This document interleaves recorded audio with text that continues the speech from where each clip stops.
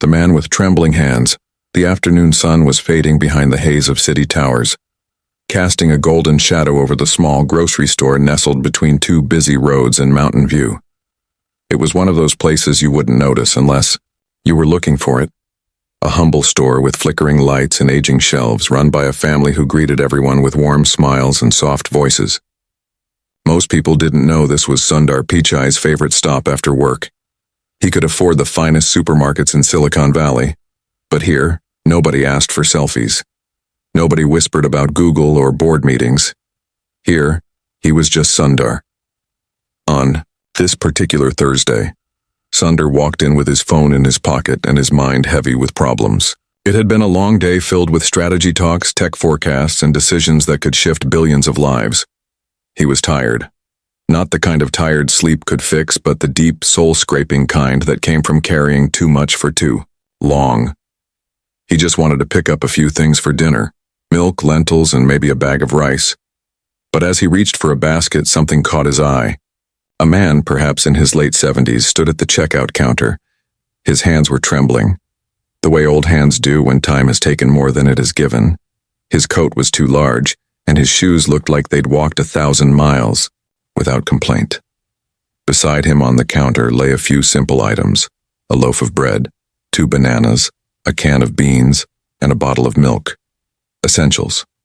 Nothing more. The cashier, a teenager with kind eyes and a nervous smile, had just told him the total. The man opened his wallet slowly, almost hesitantly, and began counting out coins. Not bills. Coins. Each one clicked softly against the counter like tiny confessions. Sundar stood frozen, basket in hand, as he watched. There was something sacred about the silence that followed. No one behind the man complained, though a small line had started to form. The man's fingers fumbled. One coin slipped from his hand and rolled across the floor, spinning, wobbling until it stopped by Sundar's shoe. The moment was small, quiet, but powerful. Sundar bent down slowly, picked up the coin, and walked toward the man. His heart thudded, not from embarrassment, but from something deeper. He felt like he was walking into a moment that would stay with him for the rest of his life. He gently placed the coin back on the counter, then looked into the man's eyes. They were soft and watery, but behind the exhaustion, they held pride, not arrogance, but the kind of quiet dignity that said, "I've seen too much to ask for help." The cashier gave a faint smile, trying to stay polite. "Sir, it's still short. Only by a little," but the old man gave a small nod, then slowly pushed the bread aside. "Just these, then," he said in a voice so low Sundar almost missed it. That was when Sundar stepped forward.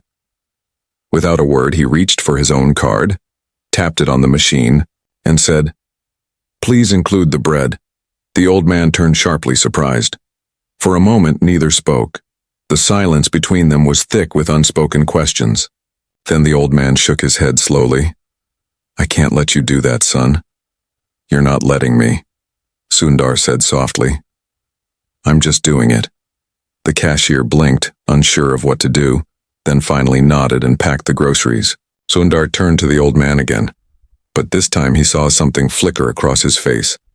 Something like pain, or shame, or maybe both.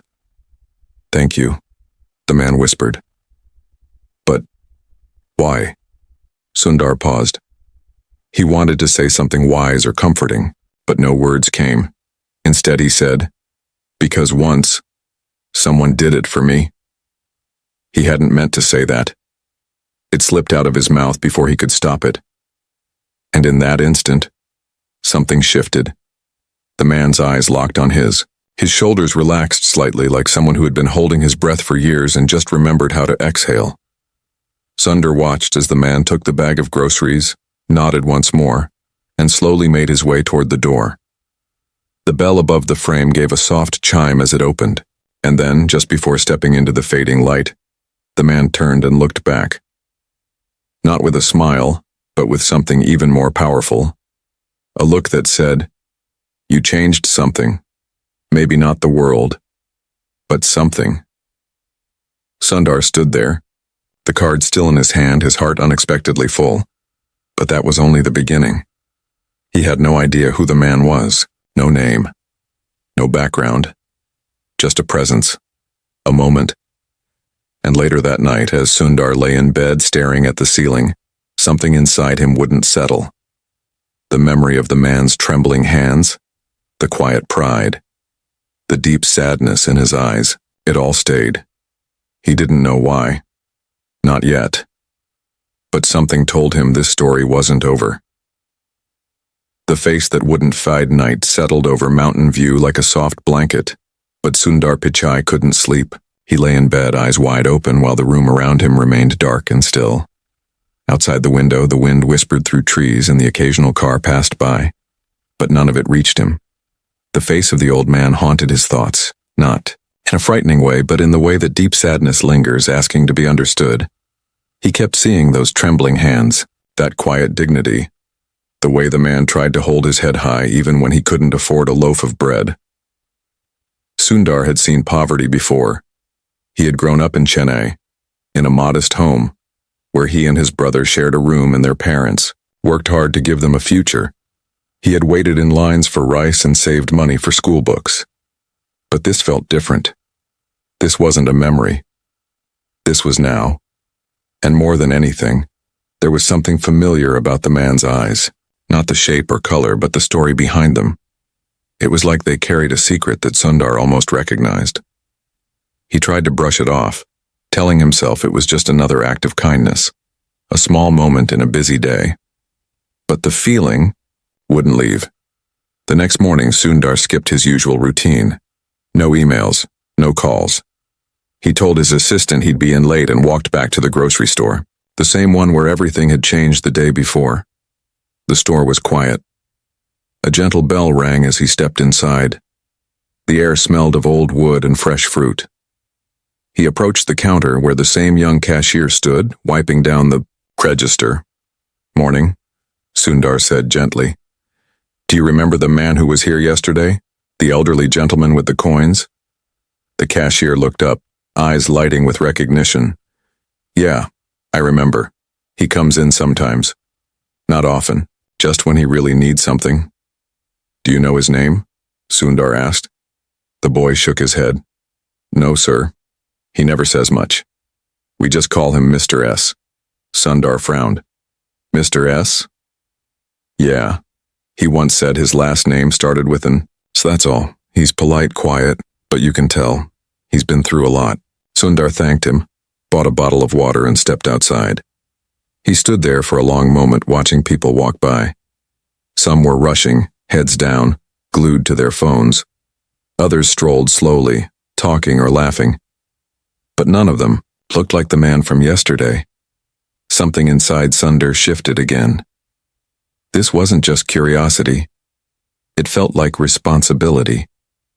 Like fate had opened a door, and now it was his job to walk through it. Maybe it was because he had the power to help, or maybe because he remembered what it was like to be unseen.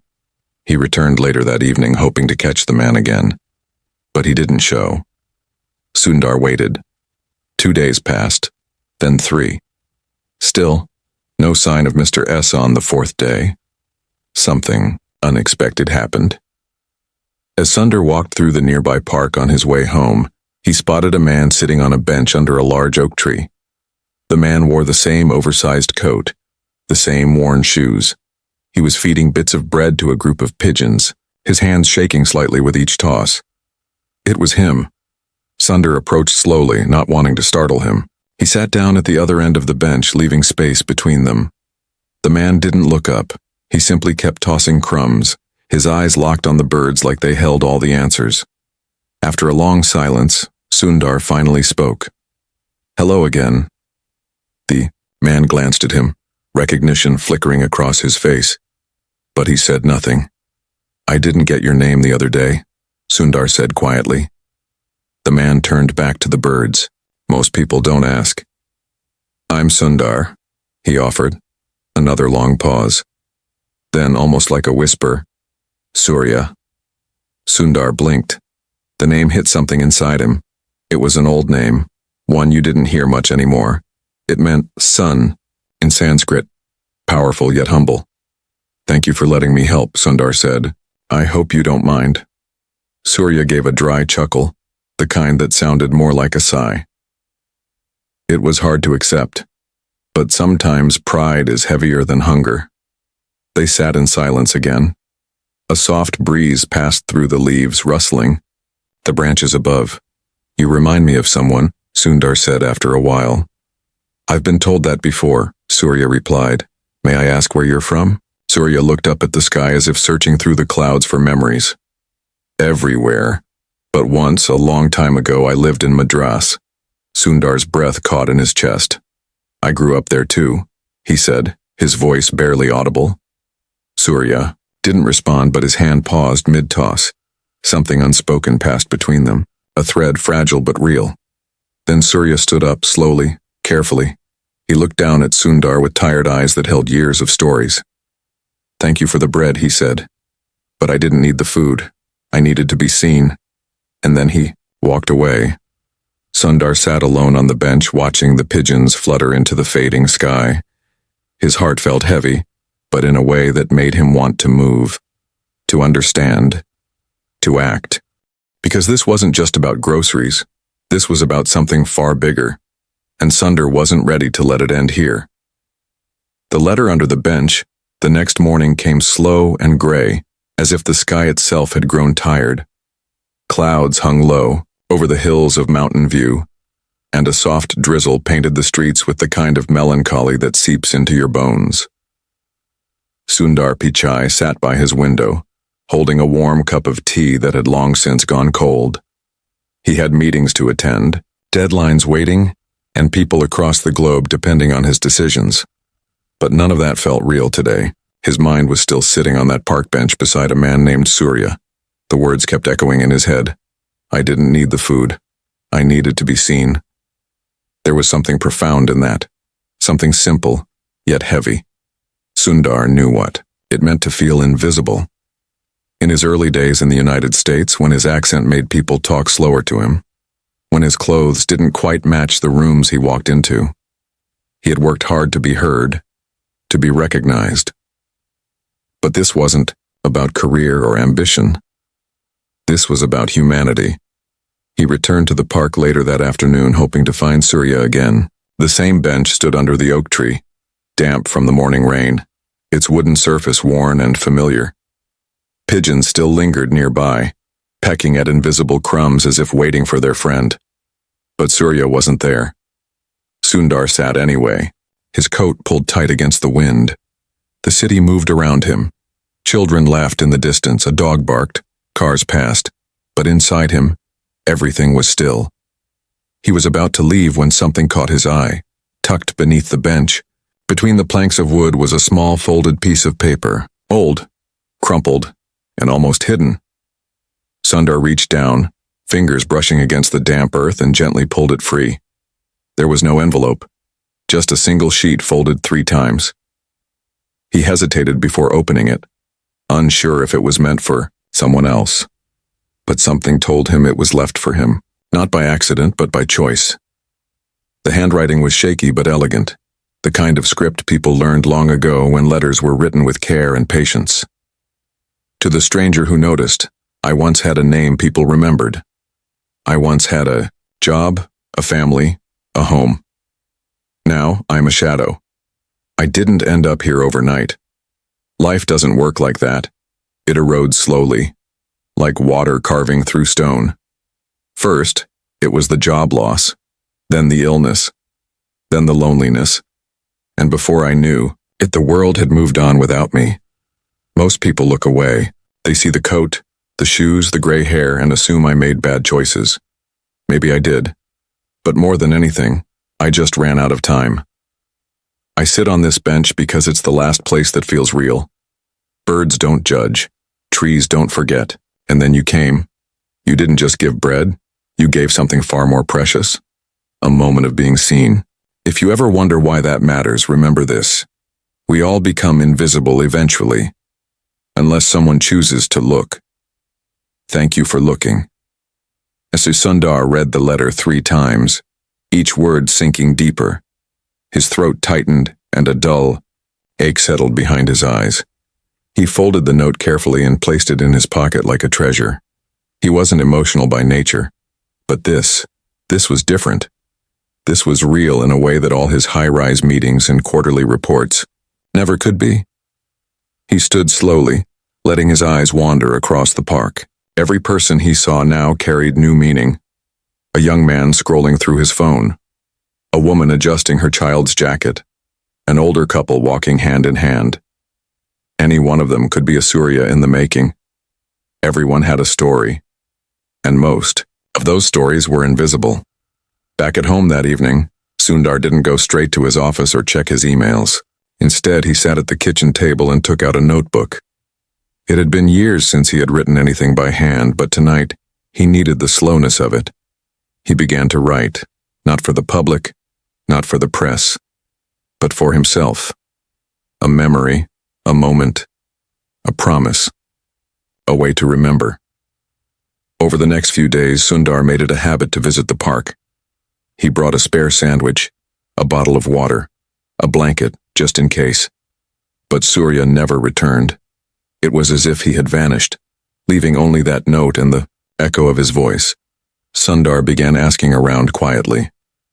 He spoke to the grocery store clerk, a street vendor nearby, even the groundskeeper who cleaned the park benches.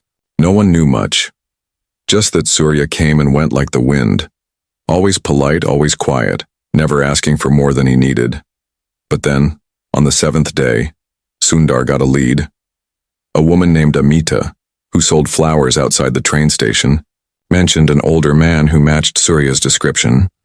She said he used to read books at the small library by the river, until it closed down last year. She remembered because he always smelled faintly of turmeric and wore a scarf even in summer. He seemed like someone important once, she said, but now, he just fades into the background. Sundar thanked her and walked to the library. It stood silent now, its windows boarded up, graffiti lining the walls. But beneath the decay, it still felt sacred. Like a place where stories lived, even if no one read them anymore. He sat on the front steps and thought about Surya. Who had he been? A professor? A writer? A father? And how had he gone from a life of purpose to feeding birds under a tree? The truth was, it didn't matter, not in the way society thinks it does. Because value wasn't in titles or resumes. It was in presence, in humanity. And Surya, despite everything, had more dignity than many men Sundar had known in boardrooms and behind polished desks. As the sun dipped low, casting orange light over the broken windows, Sundar made a decision. This wouldn't end as just a memory. This needed to become something more. He didn't know exactly what that would look like, but he knew where to start. He would find Surya, not just to return the kindness, but because something deep inside him whispered that this man's story mattered, and not just to him, to the world. Because sometimes a life can disappear quietly, and sometimes it takes just one person to say, I see you. The house at the edge of the tracks, the days turned into a quiet chase. Every morning, Sundar Pichai returned to the park. Every evening, he asked someone new. Anyone who might have seen Surya, the grocery clerk, the flower seller, even a bus driver who took his route past the train station each day. Sundar never said who he was or why he was searching. He didn't need attention. He needed answers. Something inside him wouldn't rest. Surya had become more than a stranger. He had become a reflection, a living reminder of the fragile line between being seen and being forgotten. Sundar had stood on that edge once, and now with every passing day he felt more certain that their meeting had not been an accident. It was as though the universe had handed him a story, and it was up to him to finish it. One afternoon, just as the sky broke into a soft drizzle, a man in a maintenance uniform approached Sundar near the park bench. He was holding a broom, his shirt stained with the work of the day and his eyes kind but tired. You're looking for the old man, right? The worker asked, not unkindly. Sundar turned, surprised. Yes. Do you know him? Not really. But I've seen him a few times. Quiet fellow, always nods. He's got a place, sort of. Not far from here. By the tracks. What kind of place? The man scratched his head. Hard to say. Looks like an old shed. Maybe used to be a workshop or something. I've seen him going in there around dusk. You'll find it if you follow. The trail past the station near the trees. Sundar nodded, heart quickening. He thanked the man, grabbed his umbrella, and set off immediately. The air was thick with rain, but he barely noticed. His shoes splashed through puddles and the world narrowed to the path ahead. Past the train station, the concrete gave way to gravel, then dirt. He followed a rusted chain-link fence and ducked under a branch heavy with rain. Eventually, the city's voice began to fade. No more cars, no more voices. Only the soft patter of rain and the distant sound of train wheels clacking on metal. Then he saw it. A small structure, half covered in ivy and almost hidden by trees. It was barely more than a shack, its roof patched with tarps and the windows covered in newspaper. But there was light inside, dim and flickering, like a candle holding off the dark. Sundar hesitated. This wasn't the kind of place he was used to entering, but he didn't turn back. He stepped forward and gently knocked on the worn wooden door. Nothing. He waited. Then the door creaked open, and there stood Surya. He looked thinner, as if the week had taken more from him than it should have. His scarf was still around his neck, and his eyes still held that quiet weight. For a moment he didn't speak. He just stared at Sundar, expression unreadable. "You found me," he said finally. "I wasn't sure I would," Sundar replied. Surya stepped aside. "Come in, before the rain takes you." Inside, the room was small and cluttered but clean. A thin mattress lay in one corner. A chipped mug sat beside a book, worn and dog-eared. A kettle hummed softly on a small gas burner. On one wall, taped with care, were old photographs, faded faces smiling at forgotten moments. "I wasn't trying to disappear," Surya said, gesturing toward a chair made of crates and cushions. "I was just tired of being everywhere and belonging nowhere." Sundar sat down carefully. He took in every detail. The cracked floor, the smell of old paper, the quiet dignity that lived in this space. This wasn't just shelter. It was memory, and it was all Surya had. "I read your note," Sundar said. "The one under the bench." Surya looked away. "I wasn't sure you'd find it. I had to." A silence fell between them. But it wasn't uncomfortable. It was full of something unspoken. "What did you used to do?" Sundar asked gently. Surya took a breath, deep and shaky. "I was a teacher for 34 years. What did you teach?" "History, and how not to forget." The irony settled between them like fog. "My wife passed first," Surya continued. "Then my health changed. I couldn't keep up. The school replaced me, said it was time. My daughter moved away. New job. New life. And then one day I realized I hadn't spoken to anyone in weeks." His voice trembled, but he didn't stop. People think homelessness happens in a loud collapse. Sometimes it's just silence. One bill unpaid, one phone call missed, one letter returned. And the world moves on. Sundar felt his throat tighten again. He had met presidents and kings. He had designed products that changed lives, but he had never felt more honored than in that moment, sitting in the presence of a man who had nothing and yet still spoke with grace. "You shouldn't be here," Sundar said quietly. "Not like this." Surya gave a small smile. Should and is two different worlds. But Sundar didn't smile back. Not this time. His mind was already racing, already forming the pieces of a plan. "I want to help," he said. "Not just with food or shelter, but more." Surya tilted his head. "Why?" "Because I see you, and because someone like you doesn't deserve to be forgotten." Surya looked away, eyes glistening. For the first time since they met, he looked vulnerable. "You don't owe me anything," he said. "I'm not paying a debt," Sundar replied. "I'm honoring a life." They sat in silence again. Outside, the rain began to slow, and a single beam of golden light broke through the clouds. It streamed through a crack in the roof and landed on the floor between them like a sign. Sundar reached into his pocket and took out a small notebook, the same one he had written in days earlier. He slid it across the crate table. "What's this?" Surya asked. "The start of your story," Sundar said, "if you're willing to share it." Surya stared at the notebook for a long time. Then slowly, he picked it up and turned the first page, and as he did, something changed in his face. Not a smile, but hope. The return of a name. The sky outside was finally clear. For the first time in days, the clouds parted, and a pale sun cast soft shadows across the dusty floor of Surya's small home. The light fell across his hands as he held the notebook Sundar had given him, the pages blank, but heavy with meaning. It was a simple book, just lined paper and a thin cardboard cover, but in Surya's hands it felt like something sacred. They sat in silence for a long while, the kind of silence that speaks louder than words. Sundar didn't rush him. He just watched as Surya gently opened the notebook, his fingers trembling not from age but from something deeper. Fear, maybe, or reverence. "I haven't written anything in years," Surya said at last, his voice low.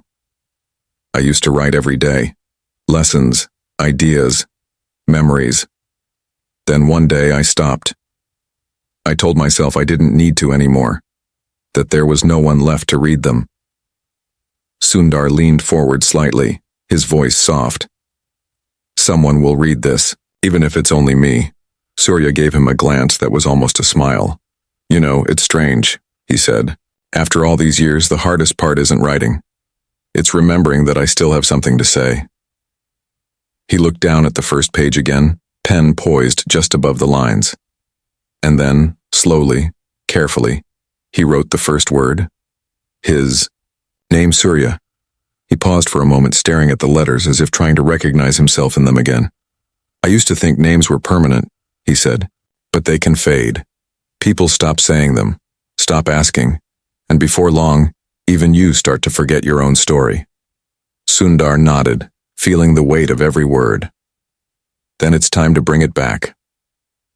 For the next few days, Sundar returned, each evening. He brought tea, fresh fruit, sometimes a sandwich, and always he brought time. Surya would read aloud what he had written that day, sometimes only a few lines, sometimes whole pages. He wrote about his childhood in Madras, about the first time he fell in love, about his students and the way their eyes would light up when they finally understood something difficult. He wrote about the mistakes he made and the regrets he carried, and he wrote about the slow unraveling of a life that once felt full. Sundar listened to every word, not as a CO, not as a public figure, but as a man learning from another man, who had lived fully and fallen silently. But it wasn't just writing that changed in those days. Something in Surya began to shift. He stood a little straighter, he shaved, he cleaned his space more often. He began to laugh, soft, short bursts at first, like his voice had forgotten the sound. He even walked back to the park one afternoon, sitting on the same bench where they had first spoken. A week later, Sundar brought someone with him. Her name was Megha, a social worker he had quietly contacted through a private foundation. She had spent years helping people find their way back to stability. But when Sundar told her about Surya, she listened with the kind of attention that few people give. She didn't ask for credentials or headlines. She just asked what he needed. Surya was hesitant at first. His pride still lived quietly in the corners of his soul, but Megha didn't push. She sat across from him and asked him about his favorite books, about the first class he ever taught, about what he missed most about teaching. By the end of that first meeting, Surya had agreed to visit the shelter she worked with, just to see it. No promises. When he returned that evening, he looked different. Tired, but somehow lighter. "They have a library there," he said, removing his shoes. "A small one. But the books, they're organized." Sundar smiled. "You thinking about going back?" Surya sat down, quiet for a moment. Then he nodded. "Maybe not to live. Not yet. But maybe to teach. The children there. They have no idea who I am." But when I picked up a book today, one of them asked if I could read it to them. And when I did, they listened. His voice caught in his throat. They listened. He whispered again. Like I mattered. Those 3 words hit Sundar harder than he expected. Like I mattered. It was a sentence he'd heard in different forms over the years. From engineers seeking promotions, from janitors asking for respect, from his own children when they struggled, to be heard. In the end, almost everyone wants the same thing, to be acknowledged. To matter, a few days later, Sundar called a quiet meeting with a small group at his office. People he trusted, who worked behind the scenes on philanthropic projects. He didn't use Surya's name. He just told them a story. About an elderly man, once a teacher, who had become invisible. And he asked a simple question. How many more people like him were out there? The answer, of course, was too many. And that's when Sundar shared an idea. It wasn't flashy. It wasn't about branding or attention. It was about dignity. He called it Project Second Voice, a small but deeply personal initiative to find and support elderly individuals who had quietly slipped through the cracks. Not just with food or money, but with purpose. Mentorship roles, storytelling programs, opportunities to pass on wisdom that still lived inside them. We always talk about future generations, Sundar said at the end of the meeting. But what about the ones who built the world we live in? They shouldn't disappear into silence. The idea moved forward quietly. No press release, no headlines, just actions. And every evening, Sundar still visited Surya. They had started reading together now. History books, old journals, even poetry. Surya had begun to write letters again, this time addressed to students he hadn't seen in years. And then, one evening, something unexpected happened. As they were packing up their books, Surya handed Sundar a sealed envelope. "What's this?" Sundar asked. "Something you should read alone," Surya said. "Tonight, when the world is quiet." Sundar nodded, slipping it into his coat pocket. That night, after everyone else had gone to bed, Sundar sat in his study with only a small lamp for company. He opened the envelope slowly, carefully, and unfolded the page. There were only a few lines written, but each word felt carved in stone. "Sundar, you gave me back something I didn't think I'd ever feel again. A name, a voice, a reason. But now it's time for me to do something for you. I haven't told you everything, and what I share next will change how you see the beginning. I've waited until now because I wasn't sure you were ready. But you are. Meet me tomorrow. Same place, same time. And bring no questions, only ears. Surya." Sundar folded the note slowly, a strange chill moving down his spine. He looked out the window, where the wind had started to stir the trees again. Somehow, he knew the story he thought he understood was only just beginning. The story beneath the silence. The next morning, the sky wore a soft gray coat, the kind that held no rain, just stillness. Sundar Pichai arrived at the park earlier than he needed to, and sat on the bench beneath the oak tree where it had all begun. It was quiet, the kind of quiet that only comes just before something changes. The leaves above him rustled gently, and a single bird chirped as if reminding him to stay present. He held Surya's letter in his coat pocket. The final words from the night before kept looping in his mind. "I haven't told you everything." The simplicity of that sentence was deceptive. It hinted at something deeper, something carefully hidden.